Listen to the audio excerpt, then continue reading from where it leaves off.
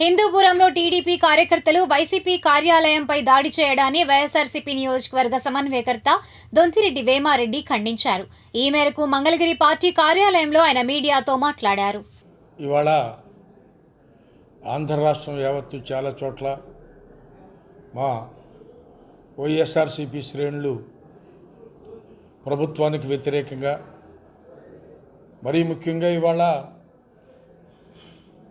2 రోజుల క్రితం జరిగిన హిందూపూర్లో మా వైఎస్ఆర్ కాంగ్రెస్ పార్టీ కార్యాలయాన్ని దుర్మార్గంగా పగలగొట్టడం, అన్ని టీవీల్లో కూడా విజువల్స్ వచ్చాయి.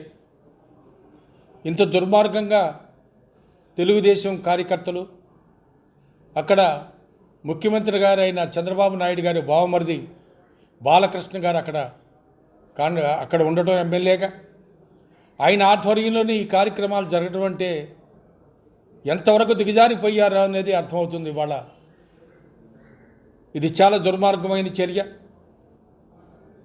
ఇప్పుడో ఏదో తెలుసో తెలియక ఎవరో కుర్రాళ్ళు అప్పట్లో తెలుగుదేశం పార్టీ ఆఫీస్ మీద ఏదో కేసు గొడవ చేశారని అప్పుడు కేసు అయింది. తర్వాత కూడా మళ్ళా ఈ గవర్నమెంట్ వచ్చిన తర్వాత కేసును మళ్ళా తిరగదోలి మీరు ఎంతోమందిని మీరు అరెస్ట్ చేసిన దాఖలాలు ఉన్నాయి.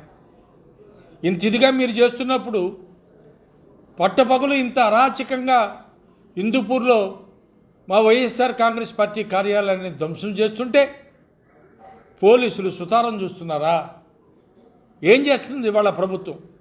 దాని మీద తక్షణం చర్య తీసుకోవాలని, ఆ దుర్మార్గులను కఠినంగా శిక్షించాలని, దాని వెనకున్న పెద్దలను కూడా తప్పనిసరిగా ఈ కేసులో పెట్టి తగిన శిక్ష పడేలాగా చూడాలని వాళ్ళ ప్రభుత్వాన్ని మేము డిమాండ్ చేస్తున్నాం.